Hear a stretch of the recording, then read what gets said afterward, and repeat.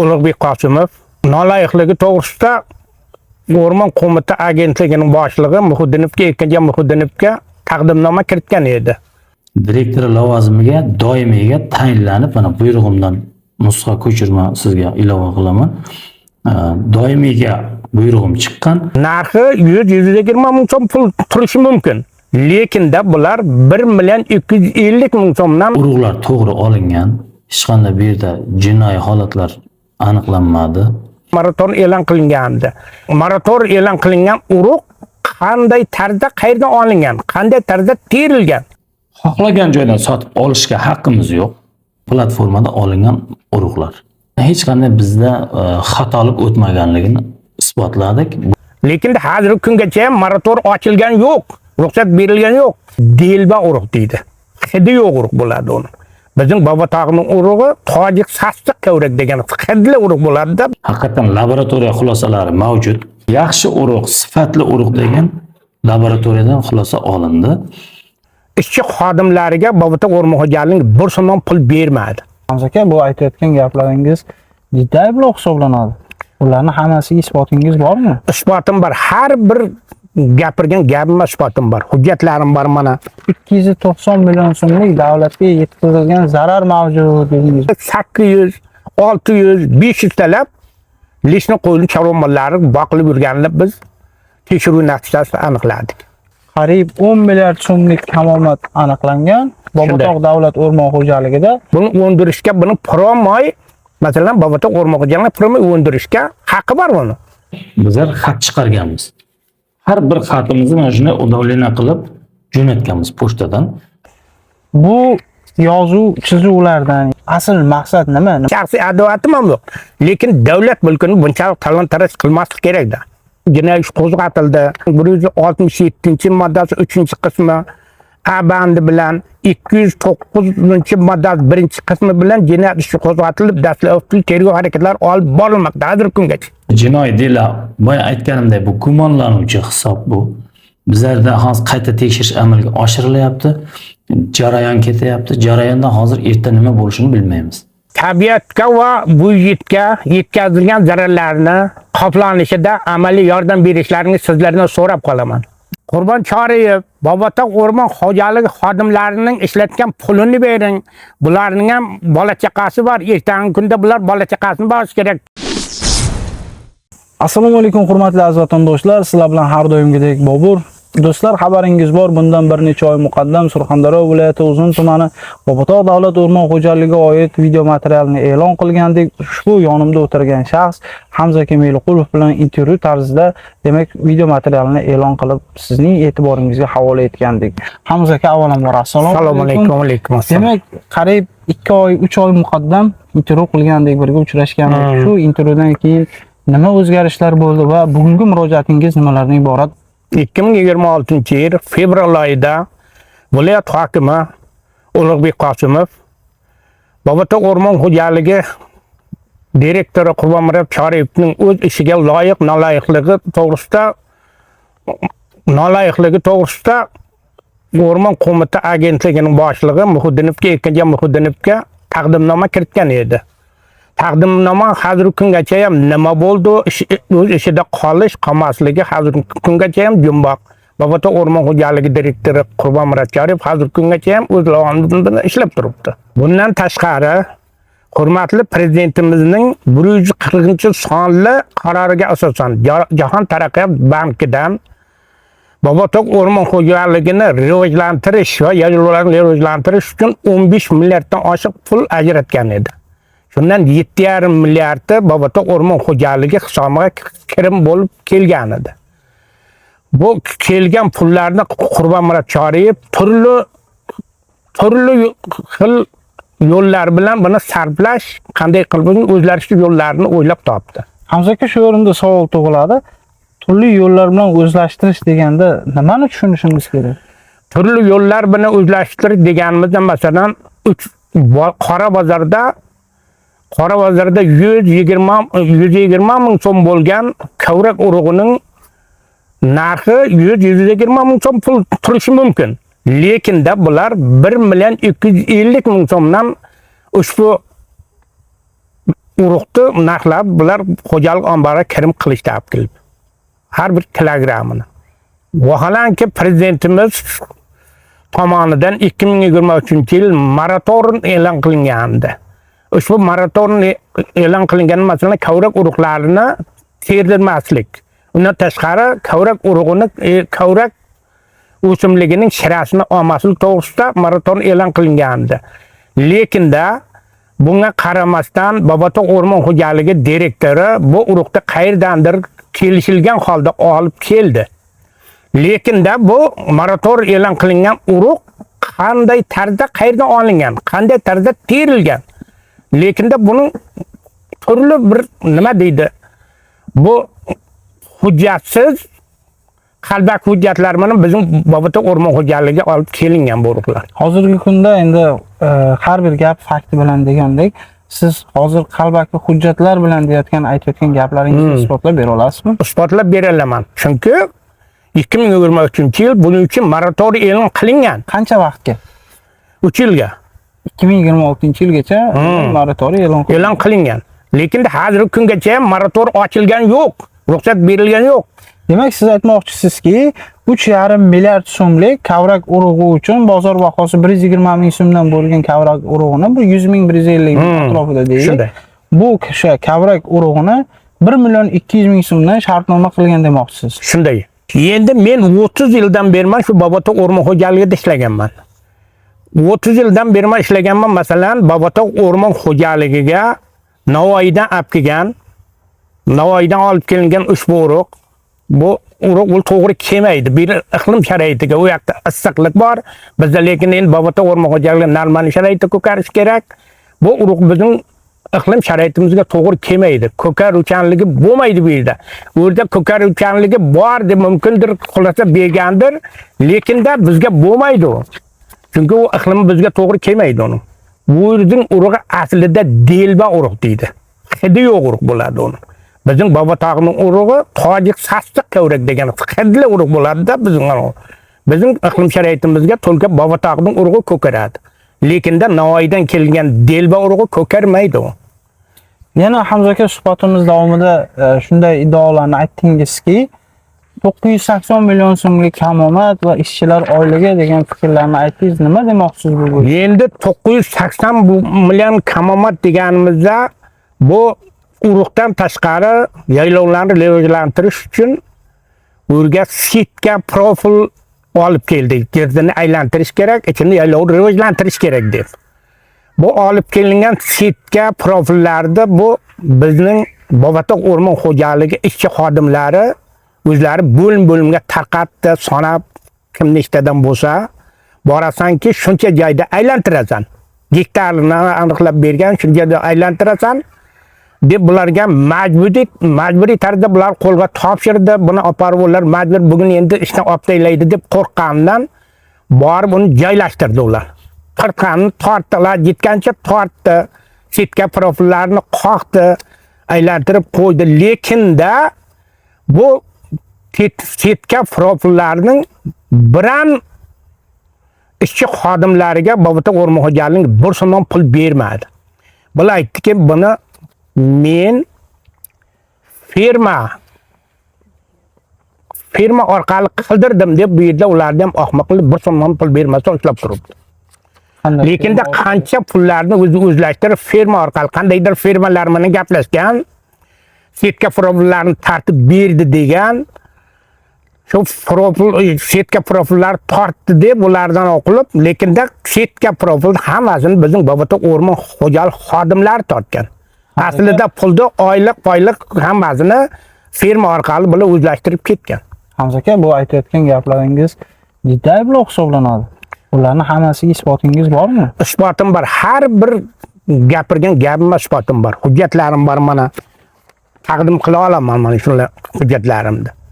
Demak, Hamza aka, yana bir iddaoni aytib o'tdingizki, 290 million so'mlik davlatga yetkazilgan zarar mavjud dedingiz. Bu haqida nima deya olasiz? Endi men bundan oldindan viloyat ekologiya bahor oyi, aprel oyida viloyat ekologiya boshqarmasiga xatni chiqqandim.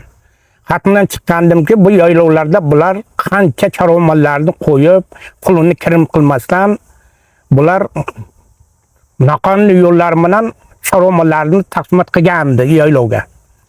Bu yerda bu noqonuniy yo'llar bilan oqqandan keyin men yuqoriga chiqdim, viloyat o'rmon xo'jaligi ekologiya boshqarmasiga. Viloyat ekologiya boshqarmasidan 4-5 ta yigitlar kelib, o'rmon xo'jaligi idorasidagi kelib, Qurbonmurat Choriyevdan buning masalan qo'yilgan chorva mollarining ruxsatnomasini oldi.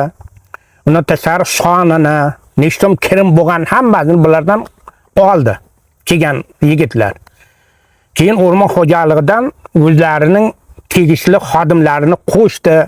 Masalan, men arza berganman, men ham qo'shilib birgalikda harakat qildim. Borib joylarda aniqladik chorva mollari noqonuniy yurganligi. Masalan, 100 bosh qo'y uchun berilgan hujjat bu yerda 800, 600, 500 talab lishni qo'yilgan chorva mollari boqilib yurganini biz tekshiruv natijasida aniqladik.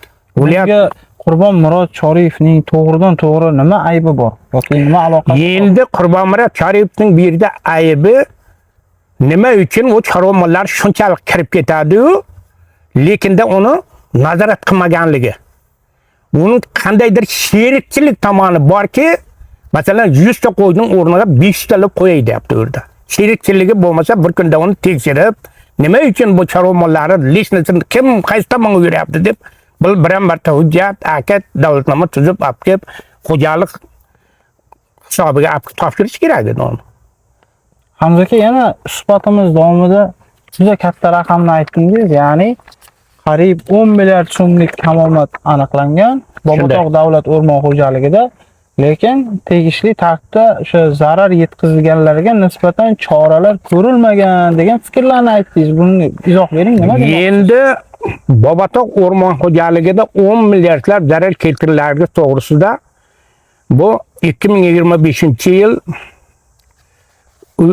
bu kovrak sezoni boshlandi, mana kesish, bu samalasini olish boshlandi iyul avgust oylarida. Bu shu oylarda Hazrat Bobo o'rmon bo'limi, Pissazor o'rmon bo'limida bular qandaydir noma'lum shaxslar, menga qarang'i kimligi o'rin, lekin bular borib tekshirish natijasida bular buni aniqlab kelishdi. 10 milliardlab, endi birovdan 5 milliard, birovdan 3 milliard, birovdan 2 milliard jamoasi 10 milliardlar jamoasida kamomatni aniqlab keldi. Buni olib kelib, o'rda registratsiya qildi. Xo'p, o'zga inspektorlar nomiga buni yo'naltirildi. Borasan, tekshirasan, qancha ziyon yetganligini aniqlaysan deb bularga yo'naltirildi. Hammasi registratsiya bo'ldi. Bular hammasini hujjat qilib olib keldi. Davlatnoma qilgan, ko'p qilingan davlatnomalarga bular qancha summa jarima undirilishini hammasini hujjat qilishdi. Hujjat qilishdan hammasini registratsiya qilib Bobotog' o'rmon xo'jaligiga olib kelib Qurbonmurat Choriyevga berdi. Qurbonmurat Choriyev buni hammasini yig'ishtirib oldi dag'in. Keyin buni chora ko'rmasdan o'zaro kelishib yo'q qilib yubordi. O'zaro kelishib degan so'z. O'zaro kelishib kimdadir isbotim bor men uchun. Uning uchun isbotim bor. Mana men tekshiruv qilsam hammasi bergan o'zlari, masalan, davlatnoma tuzilgan bunoqda, davlatnomada hammasi ko'rsatilgan, summalar ko'rsatilgan, hammasi bor u yerda. Birinchidan u yerga masalan bir bo'limga kiradigan bo'lsa, luboy odam ham siz boratan bo'lsangiz, Boburjon, men sizning oldingizga kelaman. Bobur, kimdan so'rab kirdingiz? Masalan, uchastkaga. Siz aytasizki, men unday bunday deb, masalan, menga ko'rinmasdan bor bir yerda ish qilasiz. Bir kun keyin mumkin men ko'rmay qolaman, mayda territoriya emas, ol 100 gektar joylar bor. Shu gektarlab joylar siz borasiz tag'in, oddiy misol kovrak samalasini olishga ishlar qilasiz. Ishlar qilasiz dag'in, keyin men necha kundan keyin bilib qolaman, sizga aqd qilib topshiraman. Topshirgan aqdlar harakatga kelmasdan yo'qolib ketyapti-da u yerda. Buni o'rda men uning uchun hamma hujjatlarim bor, qilingan 10 milliard so'mlik zararning hammasi mening qo'limda turibdi. Bu men bunga bir necha marta uchrashganman. Nima uchun bu 10 milliard so'mlik jarimalarni undirmagansiz deganda men qishloq xo'jaligi va ekologiya vazirligiga, oliy prokurorga, davlat xavfsizliklariga xat orqali chiqqanman degan. Lekinda xat orqali chiqish emas. Buni o'zimizning mahalliy tashkilotlar bor, sud organlari bor. Buni o'ndirishga, buni promoy, masalan, Bobotoq O'rmonxo'jaligini promoy o'ndirishga haqqi bor buni. Promoy o'ndirishga haqqi sudga beradi, sud keyin uni haq nohaqligini ajrimini sud orqali uni o'ndirib olsa bo'ladi. Hamza aka, shu o'rinda yana bir gapni aytdingizki, iqtisodiy jinoyatlarga qarshi kurash departamenti tomonidan hozirgi kunda Bobotoq davlat o'rmon xo'jaligining mas'ul shaxslariga nisbatan jinoyat ishlari qo'zg'atildi degan gaplarni aytdingiz. Bu to'g'ridan-to'g'ri sizning murojaatingizdan so'ng amalga oshirildimi yoki doimiy ravishda o'tkazilayotgan tekshirishlar natijasidami? Mening to'g'ridan-to'g'ri murojaatim orqali u harakatga keldi. Bular departament bo'limining bolalari kelib tekshiruv o'tkazdi-da, xato kamchiliklarni aniqlab, 980 million narsani aniqlab ketdi. Hozirgi kunda u bo'yicha tergov strukturalari o'zim departament bolalari tomonidan o'tkazilmoqda. Yana shu o'rinda bir fikrni aytdingizki, Firula Zero Max degan qalbaki kompaniyalar orqali, MCHlar orqali pulni aylantirdi dedingiz. Nima dedingiz? Men tushunmadim shu savolga. Endi aniqlik kiriting. Turli xil Bobotoqda turli xil nomlar bilan. Niqobasdan Matrix Gold birinchi nomi. Ikkinchi Jamoliddin Kamoliddin ushbu firmaning nomi. Uchinchi Yuksali Firula Zero Max. To'rtinchi Surxondaryo viloyat boshqarmasining 2025-yil 20-avgustdagi 01-10-1870 sonli xatiga Firula Zero Max MCH davlat ro'yxatidan o'tkazilmagani aniqlangan. Ushbu firma. Lekin bu noqonuniy faoliyat olib borilgani aniqlangan. Sariosiyo iqtisodiy sudi tomonidan Firula Zero Max MCH 4 milliard so'm qarzdorligi bor. Bobotoq davlat o'rmon xo'jaligi foydasiga o'ndirilishi to'g'risida qaror qabul qilingan. Lekin Firula Zero Max MCH bugungi kunga qadar to'lamasdan kelmoqda ushbu kamomatda. Hozirgi kunda ham nomini o'zgartirib Firula Everest MCH Kavrak ekkanman deb kavrakka ishlab hozir kunga ham ishlayapti. Ishlab turibdi hozir kunda ham. Hamza aka, keling bir savol bersam, o'zimning shaxsiy savolim endi hozir qiziqishda paydo bo'ldi. O'tgan safargi videolarni qo'yganimizda ham odamlar juda ham ko'plab izoh berishdi. Shu Bobotoqda juda ham ko'p yozuvchilik davom etyapti. Juda ham doimiy ravishda yozuvchilik ishlarini amalga oshiriladi. Qo'yinglar shu rahbarlar ishlasin degan gap so'zlarni aytishadi. Endi shu savolni bermoqchiman. Bu yozuv chizuvlardan, ya'ni sizni murojaat qilishingizdan asl maqsad nima? Nima uchun Bobotoq davlat o'rmon xo'jaligiga oid faktlar deylik, materiallar deylik, bunchalik ko'p siz faqat murojaat qilyapsiz? Endi bunday.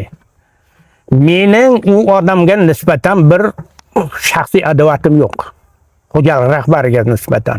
Men ham ko'p yillar bo'ldi ishlaganim. Bobotoq o'rmon xo'jaligida bu masalan 30 dan oshiq odamni ishlaganman men. Burada lesxoz direktorlari bilan. Lekin da bunchalik ko'zbo'yamachilik yo'llar bilan talon-taroj qilgan odamni men hech kungacha uchratmaganman. Shuning uchun men chiday olmayapman. Davlatda ishlaganligim uchun. Men uchun uning ishlarda ishlamadi qizig'i yo'q. Lekin da shaxsiy adovatim ham yo'q. Lekin davlat mulkini bunchalik talon-taroj qilmaslik kerak-da. Buning ham bir so'rovlari bo'lsa kerak ertaga yuqori organlar tomonidan. Hamza kelgusi avlodlarimizga Bobotoq o'rmon xo'jaligini ham bir qoldirishimiz kerak. Hammasini ham 1 yil 2 yil talab-top qilib buni yo'qib yuboramiz kerak. Qolaversa 2024-yil 15 tonna xo'jalik omboriga pista kirim qilingandi. Bobotoq o'rmon xo'jaligining.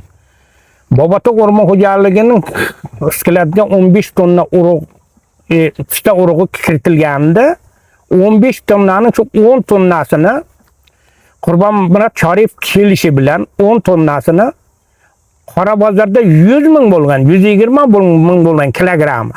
Bobotoq o'rmon xo'jaligining pistasi.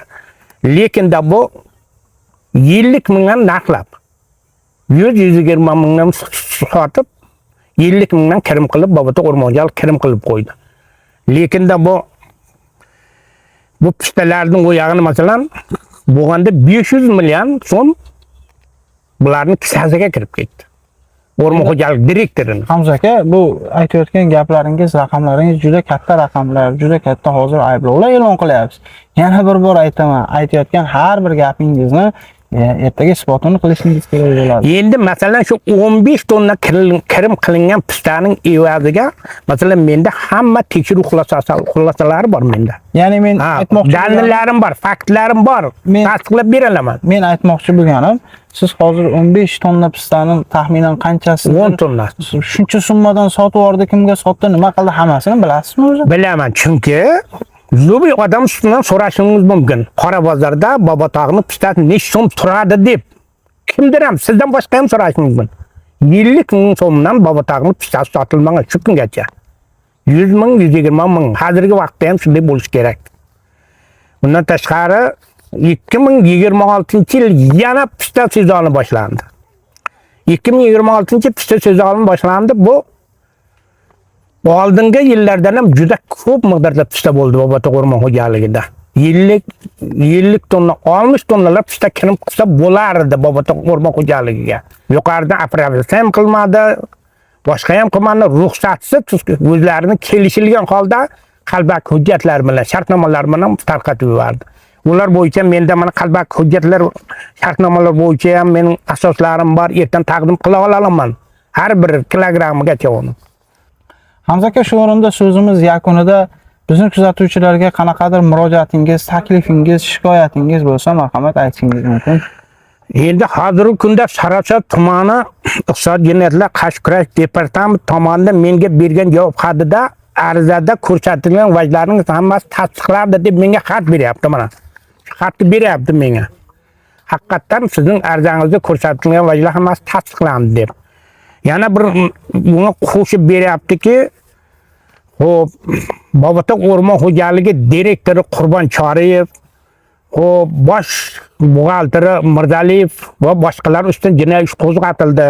Ushbu qo'zg'atilgan jinoiy ish 167-Jinoyat kodesining 167-moddasi 3-qismi A bandi bilan 209-moddasi 1-qismi bilan jinoyat ishi qo'zg'atilib, dastlabki tergov harakatlari olib borilmoqda hozirgi kungacha. Demak, hali bu jarayonda amalga oshirish. Kim haq, kim nohaq ayta olmaymiz.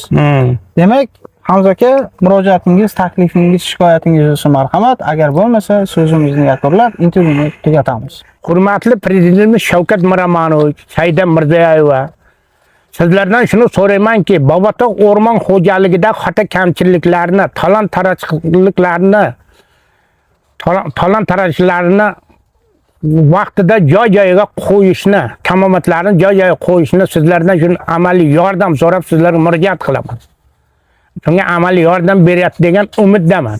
Tabiatga va byudjetga yetkazilgan zararlarni qoplanishida amaliy yordam berishlaringizni sizlardan so'rab qolaman.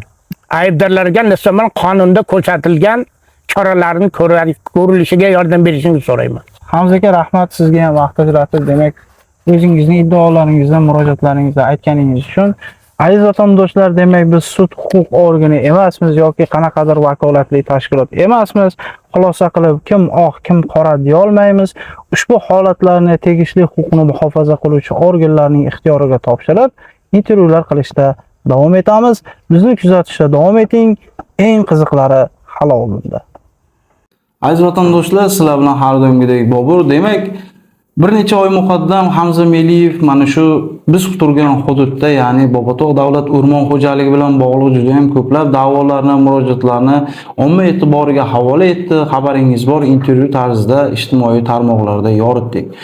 Bugun ham mana Hamza akaning da'volarini, o'zining murojaatlarini eshitdingiz. Shu munosabat bilan qani bugun o'zi ikkinchi tarafning aytadigan so'zlari bormi?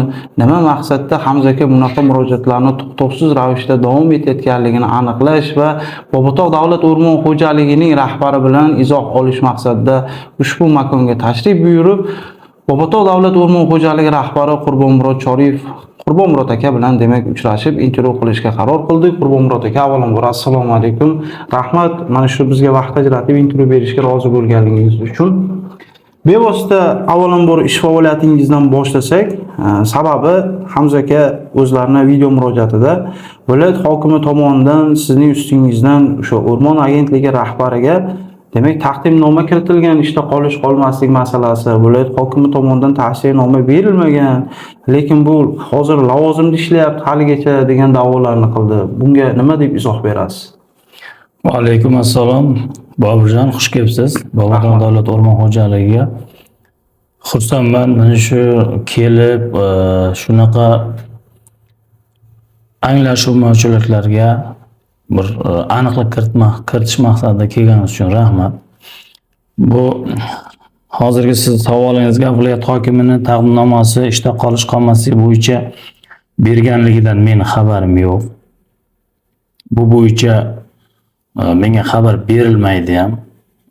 Yaqinda 2026-yil iyun oyida, bundan bir oy oldin 12-iyun kuni menga doimiy ishlash bo'yicha Respublika O'rmon xo'jaligi agentligidan Erkin Muhiddinovning buyrug'i berildi. Haqiqatan men 2024-yil oktyabr oyidan beri vaqtincha vazifasini bajaruvchi rahbar bo'lib ishlab kelganman. Bizlar hisobotga borganimizda 12-iyun 2026-yil 12-iyundan Bobotog' davlat o'rmon xo'jaligi direktori lavozimiga doimiyga tayinlanib, mana buyrug'imdan nusxa ko'chirma sizga ilova qilaman. Doimiyga buyrug'im chiqqan, lekin viloyat hokimimiz Ulug'bek Berdiqo'yevishni taqdimnomalaridan xabarim yo'q. U qanaqa bergan, nima uchun bergan, nima maqsadda berganmi, yo'qmi? Undan xabarimiz bo'lmaydi, bilmaymiz biz. Demak, hozirgi kunda siz vaqtincha bajaruvchi lavozimidan rahbar sifatida doimiy to'liq shaklda demak buyruq chiqib ish faoliyatini xuddi shunday bir oy oldin doimiy bajarishga buyruq berdilar. Ishonch bildirdi. Bizlar suhbatdan o'tdik.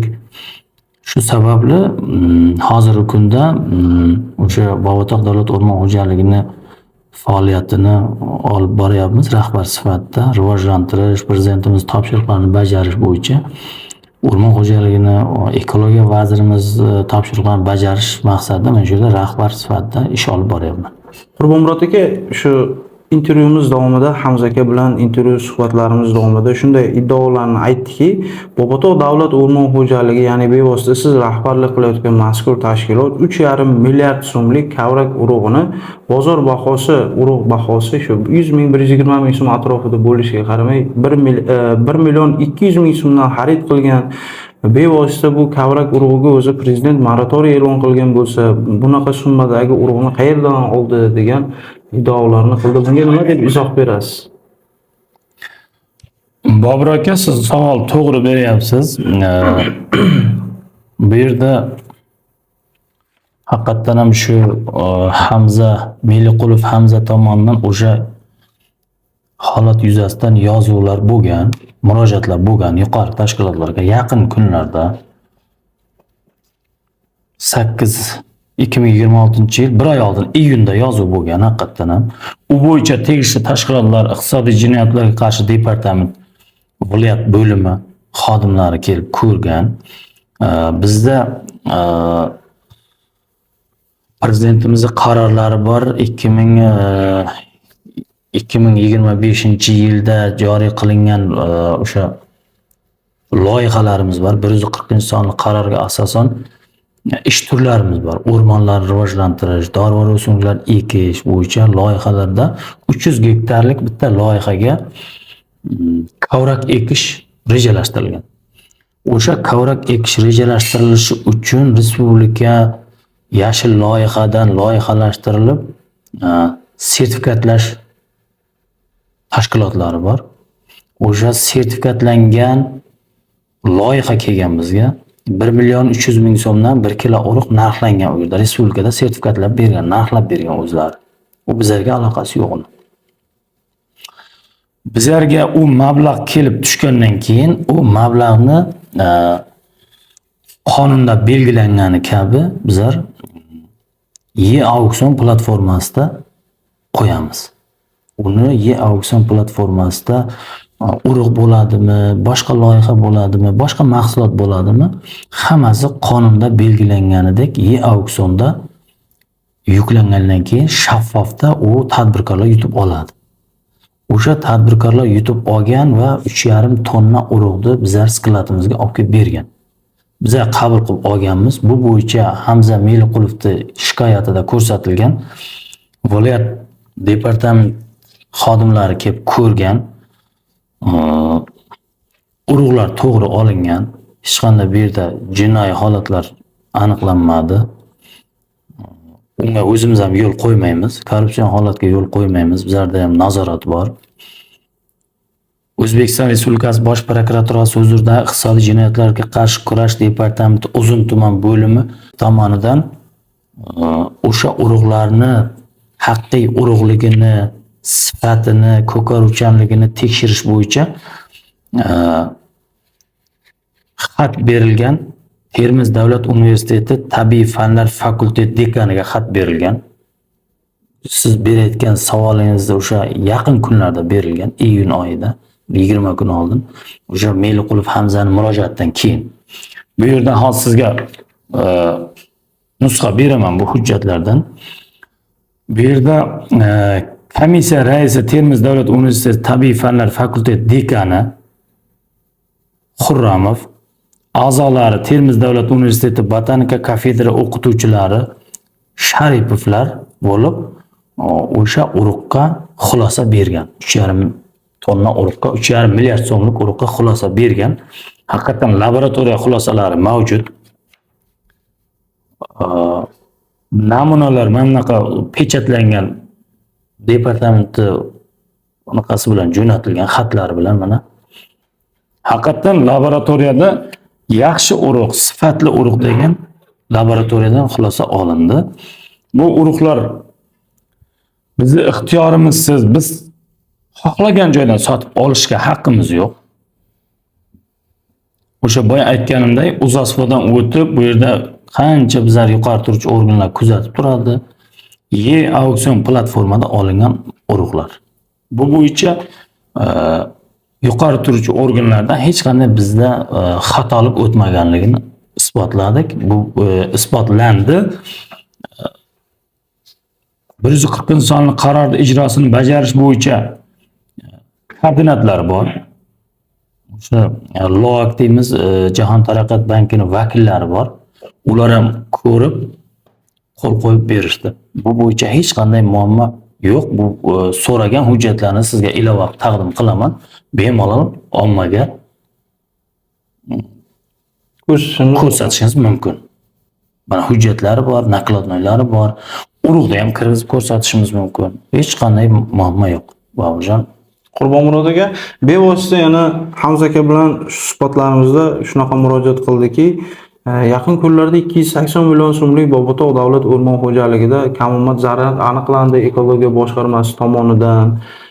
Bu zarar qoplandimi, nimaga bularga nisbatan chora ko'rilmadi degan savollarni juda ham ko'plab berdi, murojaat qildi. Bunga nima deb izoh berasiz? To'g'ri savolingiz. Bu bo'yicha ham bizda hujjatlarimiz mavjud. Jinoiy dela 290 millionga ekologiya vazirligini viloyat boshqarmasi tomonidan berildi.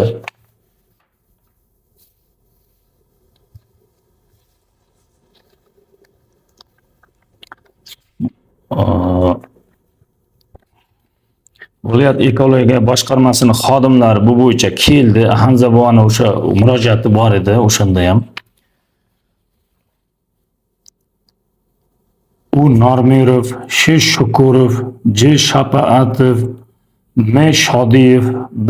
Normamatov, A. Boboqulovlar 5-6 ta xodimi kelib bizlarni faoliyatimizni, chorvadan foydalanishi, yaylovlardan foydalanishni O'zbekiston Respublikasi Prezidentining 2024-yil 27 Martdagi 140 sonli qarorga ajratilgan yerlarga chorva mol boqtiryapti degan murojaati bor edi. O'shani hammasi birma-bir ko'rib chiqildi.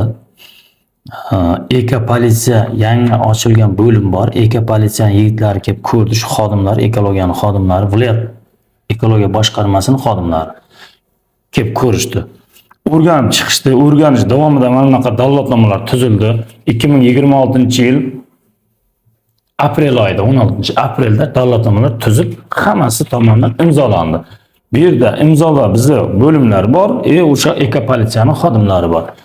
O'rganish davomida hech qanday o'sha 140 sonli qarorga ajratilgan yerlarda chorva mollari topilmadi. Men shu sariq bilan bo'lmay sizga beraman buni, nusxa beraman. Sariq bilan bo'yalganda ushbu holat deyapti mana. Например, aytib o'taman sizga.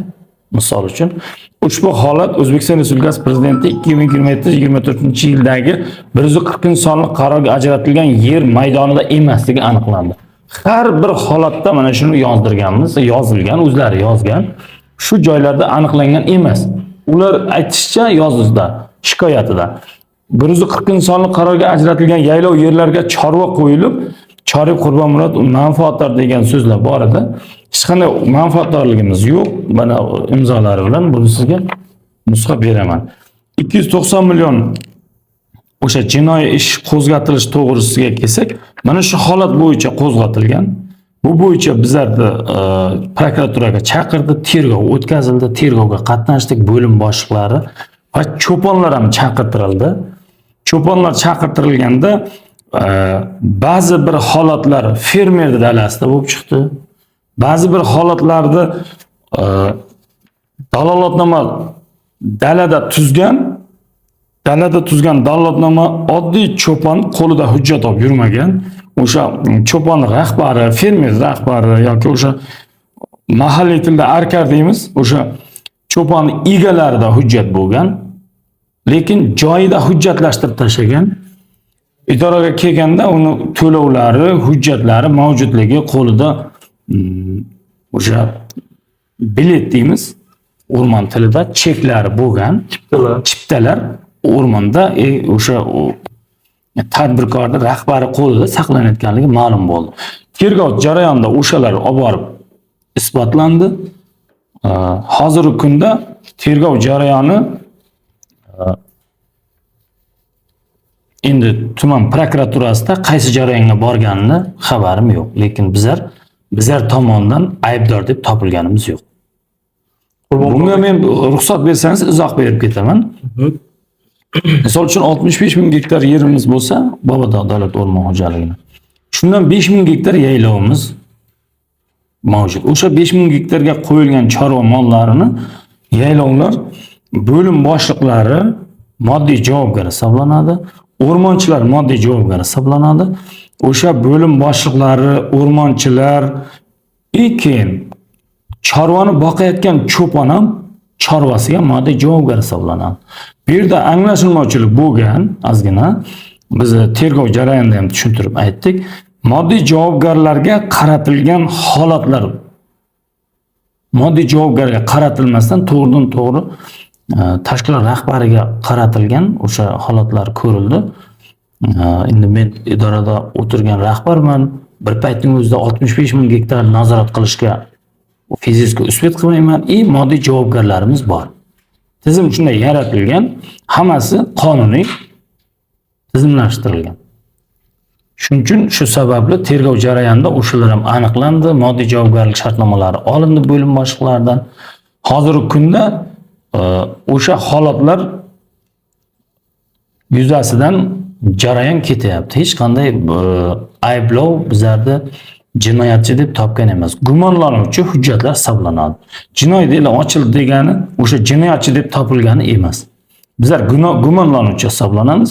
Tergov jarayonida o'sha aniqlansa sudga o'tadi. Sud prosesslari ko'riladi. O'shanda kim aybdor emas, u aniqlanadi. Qurbonmurod aka bevosita Hamza aka o'tgan galgi chiqishida ham, bu galgi chiqishida ham juda katta sifrani, ya'ni raqamlarni aytib o'tdi. 10 milliard so'mlik qariyb kamomat aniqlandi degan da'volarni qildi. Kavrak urug'imi, shirasimi, shu bilan bog'liq juda katta raqamlarni aytib, bu bo'yicha sizga xodimlaringiz tomonidan ma'lum qilingan u siz lekin bu bo'yicha chora ko'rmagansiz, tegishli tartibda harakatlarni amalga oshirmagansiz degan mazmundagi fikrlarni aytib o'tdi. Bunga nima deb izoh berasiz? Boburjon, bu holat men ishga kelgan vaqtimda bo'lgan. 2024-yil yil yakunida kelgan bo'lsam, 25 bahorda bu holat haqiqatan ham bo'lgan. Bu holat bo'yicha bizda eski buxgalterimiz bo'lgan O'ral Haydarov shartnomalar bilan shug'ullangan. Shartnomalar bizgacha yetib kelmagan shartnomalar bo'lgan. Hind shifo MCH'ga qarashli yer bo'lgan o'sha tog'da. Bizlar xodimlarimiz borganda o'sha Hind shifo MCH'ni yerida bo'layotgan ishlarni davlatnoma qilib kelgan. 10 milliard so'mlik jarimani davlatnoma qilib kelgan.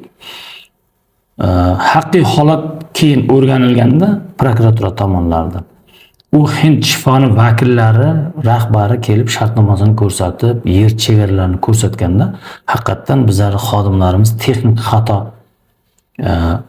uzoq muddatli 49 yilga olingan ijaradagi yerlarga kirgan bo'lgan. Ular isbotlandi. Shunda ham bo'lsa biz u bo'yicha o'sha holat yuzasidan munosabat bildirganmiz. Munosabatsiz qolmaydi. Bizlarda hech bir narsa yo'qki, hujjatlar to'xtab ya munosabatsiz qolib ketmaydi. Ushbu holat yuzasidan bizlar xat bundan sizga nusxa beraman. O'sha paytda o'zida 2025-yil 16-iyul kuni Bosh prokuraturaga, xavfsizlikka, ekologiya vazirligiga, o'rmon xo'jaligi agentligiga bizlar xat chiqarganmiz. Har bir xatimizni mana shunday udovlena qilib jo'natganmiz pochtadan. Haqiqatan tegishli mutaxassislar kelib o'rganganda Hind shifoga tegishli uzoq muddatli yerda holat aniqlanganligi ma'lum bo'lgan. U Hind shifoga tegishli yerlarda kavrak vaqtida ekilgan, reyestr platformalarga kiritilgan bo'lgan. Shunday texnik xatoliklar yuz berganligi uchun o'sha bizlarning murojaatlarimizni yoki bizlarda aniqlangan holatlarimiz bartaraf etilgan tegishli tashkilotlar tomonidan.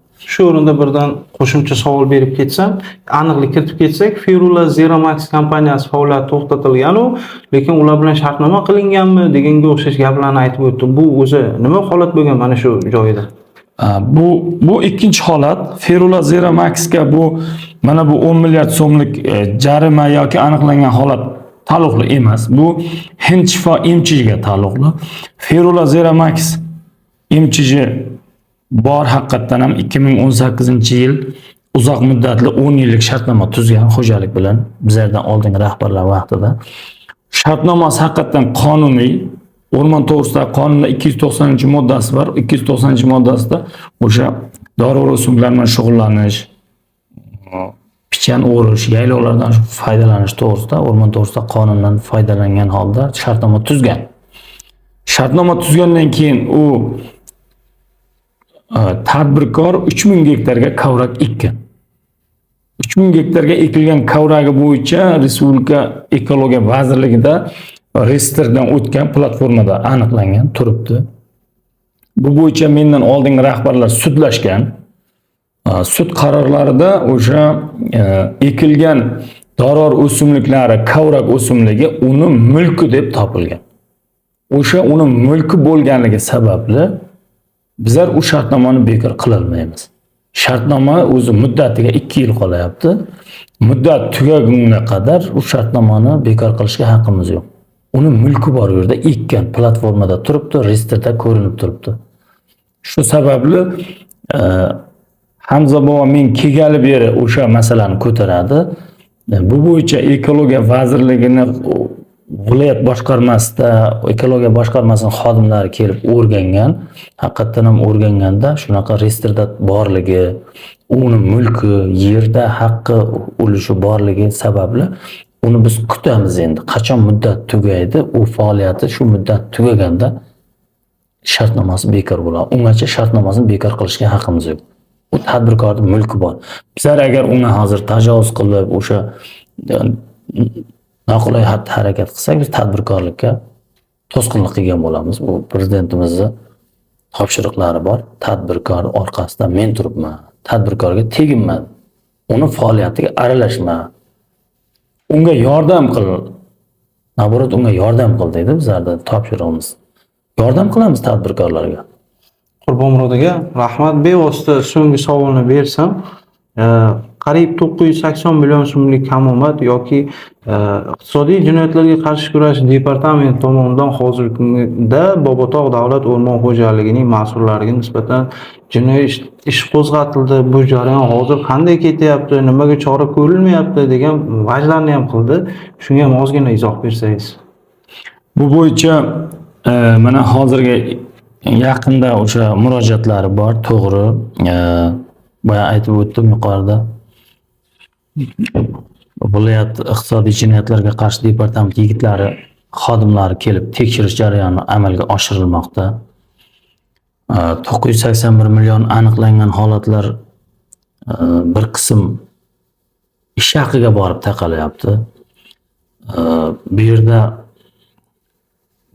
Bobotog' davlat o'rmon xo'jaligini statistikasiga qarasangiz, misol uchun oxirgi 10 yillikda 15 ta rahbar almashgan. Har bir rahbar 1 yil, 2 yil, 1,5 yil ishlab almashib boshqa ishlarga o'tib ketavergan. Hozirachotda ishlaydigan xodimlari eskidan oyligi qolib ketavergan. Har bir xodimda 20 million, 30 millionlab ish haqisi qolib ketavergan. Keyin bunaqa loyihaga o'xshash katta mo'may pullar xo'jalikda bo'lmaganligi sababli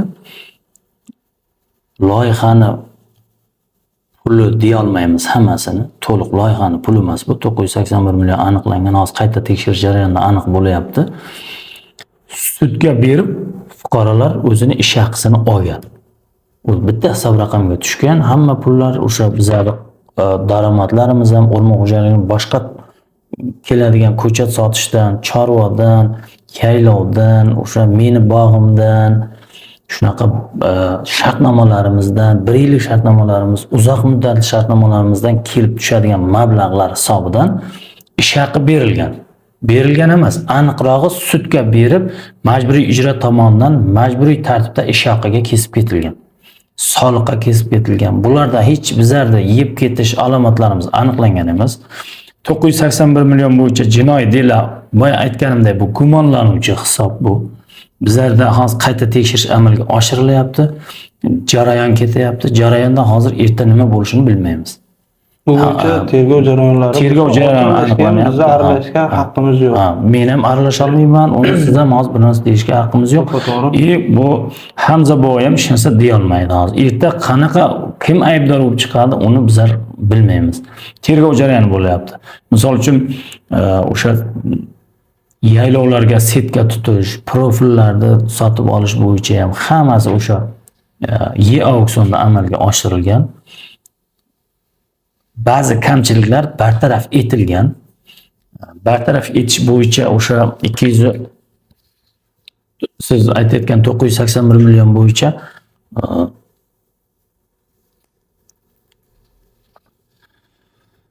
2025 yil 7 fevralda buyurtmachi O'rmon xo'jaligi agentligi direktori Erkinjon Madarbekovich bilan Bobotog' davlat o'rmon xo'jaligida shartnoma imzolangan. Mana shu shartnomamiz bizlarda loyihani bajarishimiz 3 yilga belgilangan.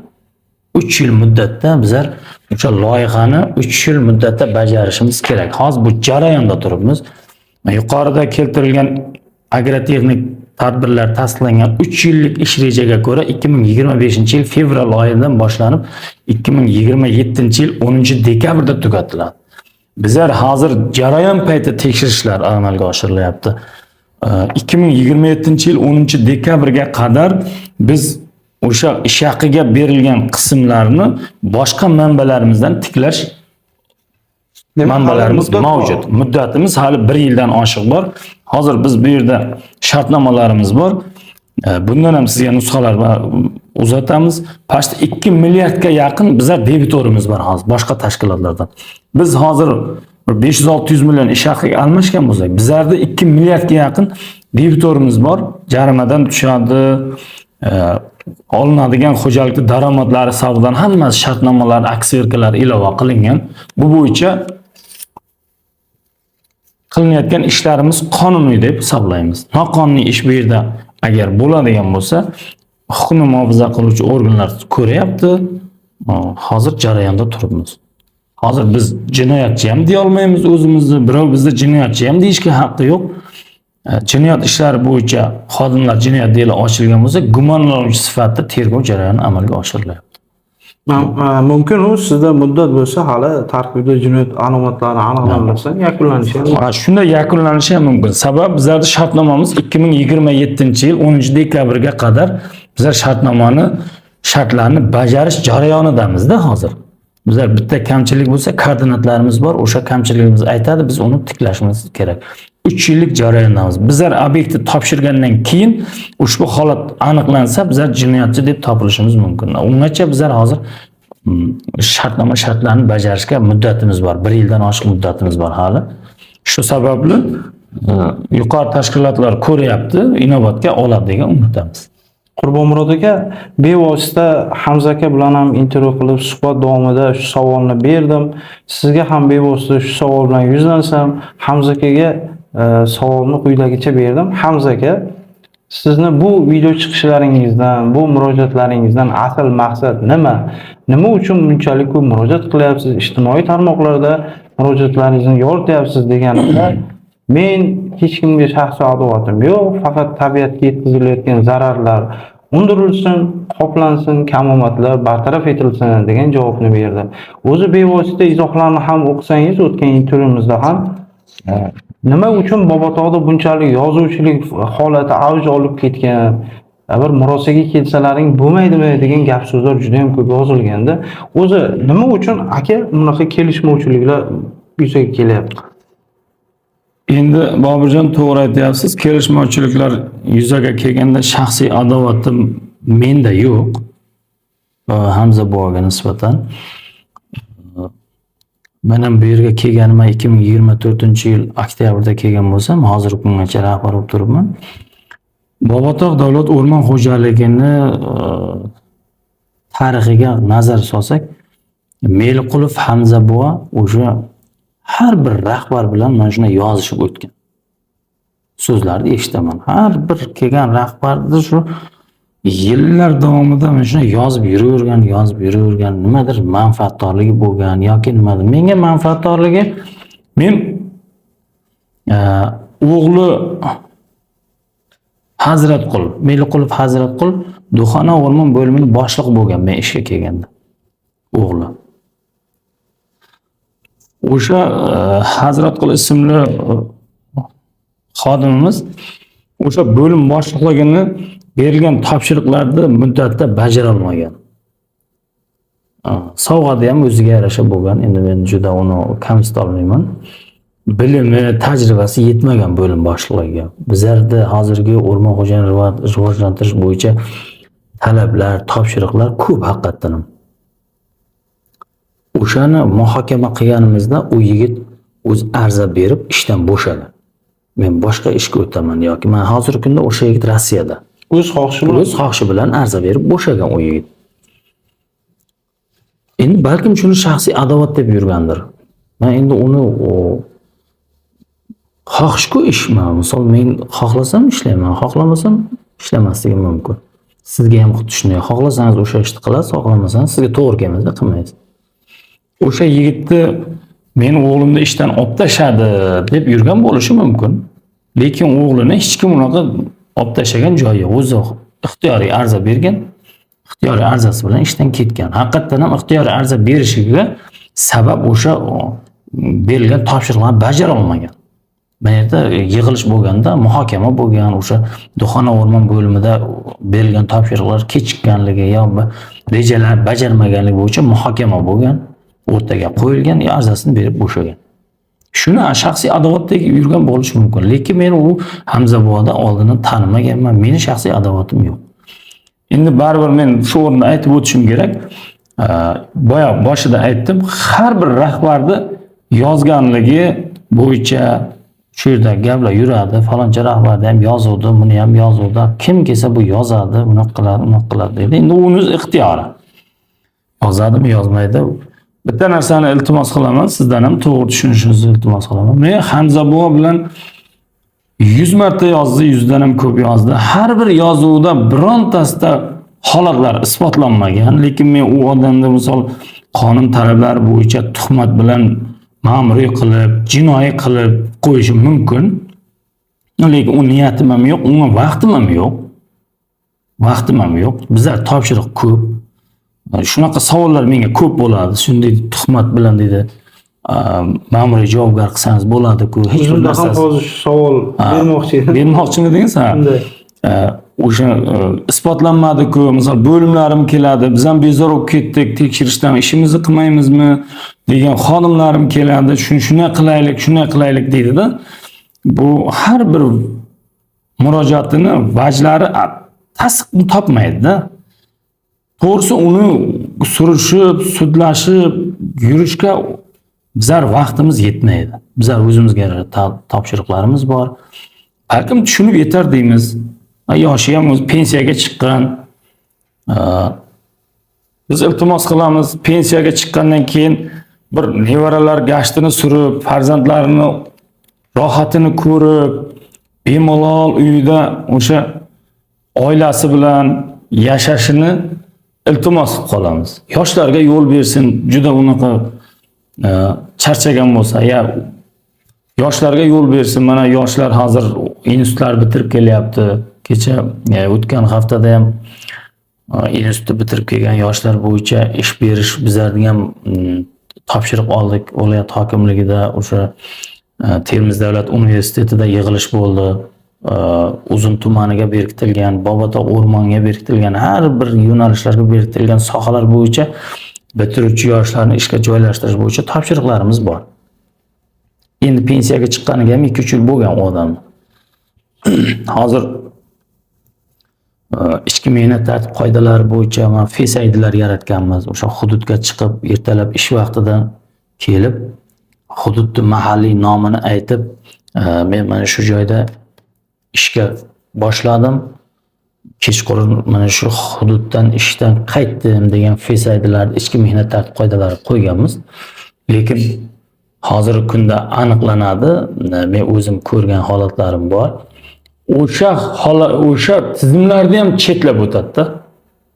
Yoshi katta odam, pensiyadagi ustoz odamlar deb hisoblaymiz endi ular. Bizlar ustoz odammiz, farzand qatoriman. O'sha holatlarni ham chetlab o'tib, yolg'ondan o'zi pastda ko'chada ya bir prokuraturaning yonida ya kimlar bilan o'tirsa-da, bitta FESAIDini 3 ta 4 ta olib uni galereyaga yuklab, keyin xohlagan paytda tashlash holatlari ham bo'ladi. O'sha ustoz odamlar, yoshi katta odamlardan. Boya aytganim, uni bizlarga vaqtimiz yetmayapti. Kurash niyatimiz yo'q. Lekin inson sifatida odamgarchilik, o'sha kasbga bo'lgan muhabbati bo'lsa, kasbini sevsa, uni qilmash kerak. U bizlar ustoz odam deb bilamiz. Qolgan ishchilar, xodimlar hammasi ulardan o'rnak olish kerak. Bizlarga o'sha xodimlarimizga, yosh o'rmonchilarga o'rnak bo'ladigan holatlar emas deb bilaman o'sha holatlarni. Umid qilamizki, o'sha holatlarni bir to'g'rilab, o'zimizni to'g'rilab olsak, o'rnak bo'ladigan darajada ishlasak yaxshi bo'ladi. Demak, Qurbonmurod aka rahbar sifatida ham, inson sifatida ham ma'lum bir ba'zi kamchiliklarga ko'z yumib, sizga qilinayotgan bu murojaatlar deylik yoki bo'lmasam da'volar deylik, hammasiga ko'z yumib kelmoqdasiz. Xuddi shunday ko'z yumib kelamiz. Yana ham takrorlayman, yoshi katta odam, pensioner odam, shu yilda bir qishloqda ulug' yoshdagi odamlari behurmat qilganimiz yo'q. Hozir kelsa ham kutib olamiz. Ishga bormay yursa ham hurmat qilib, ustozda, pensioner odamda deymiz. Lekin baribir kimlarningdir gapini ko'tarib yoki kimlardir o'zi aslida Hamza akani murojaatlari emas bular. Bular endi boshqa fuqarolar boriga o'xshaydi. Mayli, ularga ham Xudo insof bersin, murojaat qilamiz. Mayli, Bobotog'da shu islohotlarni chuqur qilib, mana bizda ish rejalarimiz bor. 140-sonli qaror ijrosini ta'minlash, o'rmonchilik ishlarimiz bor, urug' terish ishlarimiz bor. Umuman o'rmonchilikni rivojlantirish bo'yicha ko'p topshiriqlarimiz bor. Biz shu murojaatchi akalarimizga murojaat qilamiz. Shikoyat qilayotgan, murojaat qilayotgan akalarimizga biz murojaat qilamiz, iltimosnoma qilamiz. Kelsin, murojaat bo'lsa mana shu yerda hal qilaylik. Yuqori turuvchi organlarga chiqishdan oldin mana shu yerga kelib, mana shu murojaatni aytsa, biz kamchiligimizni to'g'rilab olamiz. Bironta muddaosi bo'lsa, shaxsiy adovati bo'lsa ham biz doim darvozamiz ochiq. Mana siz hozir bemalol kirib kelyapsiz. Bizga murojaat bo'yicha to'g'ri aytyapsiz. Mana biz ham to'g'risini yoki bor holatda yoritib beryapmiz. Kelib bemalol mana shu yerda muammosini aytsa, muammosi yechiladi. Yuqori tashkilotlarga murojaat qilib, ular ovora qilgandan shu yerda yechim qilsak bo'ladi. Murojaat biz har kuni eshigimiz ochiq. Murojaat kunimizni belgilamaymiz. Kecha kunduz murojaatni qabul qilamiz. Mana hozir ham ko'z oldingizda ikkita fuqaro keldi, murojaat qilib keldi, murojaatini hal qildik. Erta ishchi guruh jo'natamiz. Haqiqatan ham o'sha o'rmonlardan foydalanishni tartibga solish bo'yicha amaldagi tartibda ish qilamiz.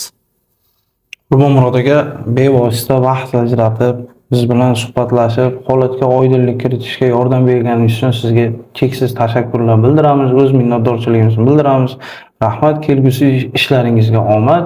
Mana shunday Bobotog' davlat o'rmon xo'jaligini umuman olganda o'zingizning shaxsiy hayotingizda deylik yoki xizmat vazifangizda doim omad va muvaffaqiyatga erishishingizni tilab qolamiz. Boburjon, sizga ham rahmat.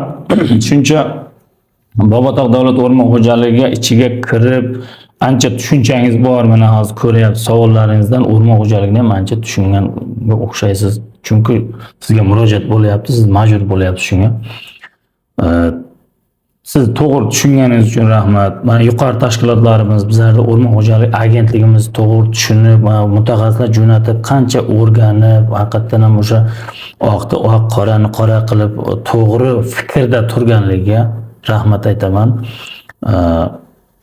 Milliy qo'mitamiz raisi Aziz aka Abduqahhorovga rahmat. Shuncha tizimni yaratib beryapti, shuncha loyihalarni butun o'rmon xo'jaligi bo'yicha ekologiyani yashil qoplamalarni ko'paytirish bo'yicha bevosita qancha qarorlar chiqaryapti. Bizlar kelajagimiz uchun buni hammasi o'sha qarorlar ijrosini bajarish bo'yicha mana o'zlari ham yaqinda kelib ketdilar. Mana viloyatimizga Ulug'bek Berdiqobulovichga, hurmatli viloyat hokimimizga rahmatnomalar aytib ketdi. Eng mana bu hozir O'zbekiston Respublikasi bo'yicha viloyatlar o'rtasida o'sha yashil qoplamani ko'paytirish va bunga bo'lgan munosabati bo'yicha hurmatli viloyat hokimimizga taqdirlar ketdi. Shuncha ekologiyaga, shuncha yashillikka, o'rmonlarga to'g'ri ko'zda qarayotgani uchun katta rahmat aytamiz hammasiga. Bunaqa holatlarni to'g'ri tushunganligi uchun rahmat aytamiz, to'g'ri tushunayotganligi uchun rahmat aytamiz. Bundan keyin ham biz uzrimizni aytamiz. Shunaqa holatlar bo'lishi mumkin. Bu holatlar bo'yicha bizlarda yuqori turuvchi organlar tekshirib, nazoratga olib turibdi. Shu uchun to'g'ri tushunasiz degan umiddamiz biz ham. Rahmat Qurbonmurod aka. Yana bir bor tashakkur sizga. Barcha shu izohlar haqiqat va ochiqlik uchun o'z minnatdorchiligimizni bildiramiz. Aziz vatandoshlar, demak Hamza Meliqulov va ya'ni Bobotog' davlat o'rmon xo'jaligiga oid video murojaatlariga nisbatan biz bu yerda kelib Bobotog' davlat o'rmon xo'jaligi rahbari Qurbonmurod Choriyev bilan bevosita izoh olib intervyu qildik. Biz kim oq, kim qora yoki kim haq, kim nohaq demaymiz. Ushbu holatni tegishli huquqni muhofaza qiluvchi organlarga topshirgan holatda intervyuni o'z nihoyasiga yetkazamiz. Bizni kuzatishda davom eting. Eng qiziqlari hali oldinda.